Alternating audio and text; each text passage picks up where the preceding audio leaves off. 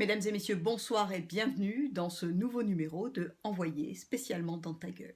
Nos reporters sont allés rencontrer ces nouveaux malades dont nous ignorions l'existence il y a quelques mois à peine.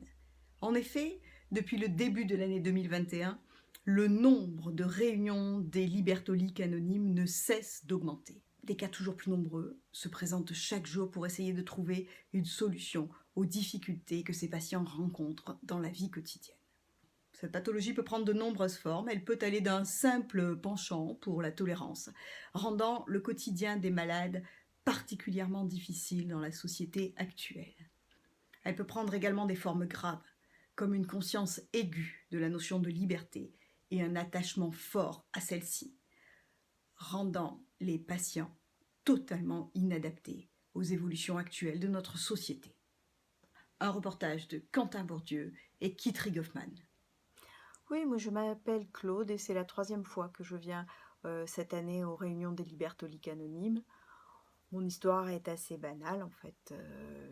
Ça a commencé pendant la crise du Covid. Au départ, j'ai pensé que c'était juste une divergence d'opinion avec les gens, un petit décalage dans la manière de voir les choses en fait. Quand il a été question au départ de ne pas porter de masque, en fait, les gens qui portaient de masques étaient très critiqués. Et de mon point de vue, je disais qu'ils étaient libres de se protéger s'ils en ressentaient le besoin, en fait. Je commençais déjà à parler de liberté, mais je me rendais pas du tout compte que j'étais malade. La situation s'est un peu dégradée quand les gens ont commencé à s'agacer contre les joggeurs et les gens qui sortaient faire du sport.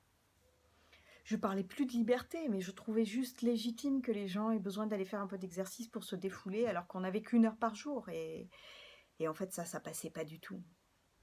J'étais de moins en moins d'accord avec ces discours-là et je leur disais qu'ils étaient influencés par les médias et par le discours ambiant et qu'il fallait pas céder à ça. Mais en fait, je les pointais du doigt, mais c'était moi qui étais en train de sombrer.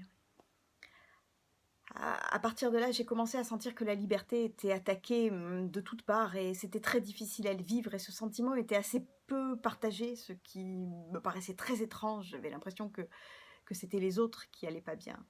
J'ai commencé à penser à la liberté tout le temps et c'était les autres qui n'y pensaient pas pour moi qui débloquaient. En fait, j'étais en plein déni et ensuite on m'a appris que dans les addictions, le déni était vraiment un trait caractéristique de la maladie en fait.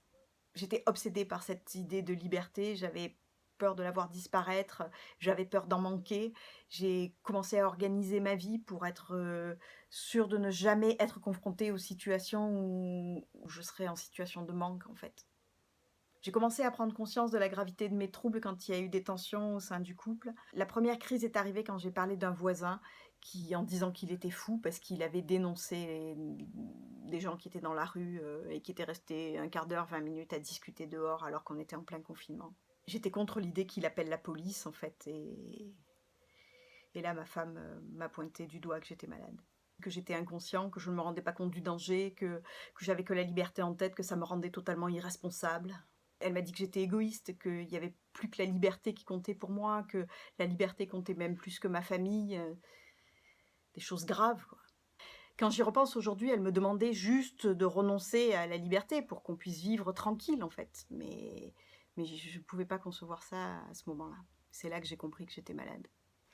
Tout a basculé un jour où nous étions en balade avec les enfants. J'avais choisi un itinéraire où il n'y avait pas beaucoup de forces de l'ordre parce qu'il était difficile de sortir sans les voir.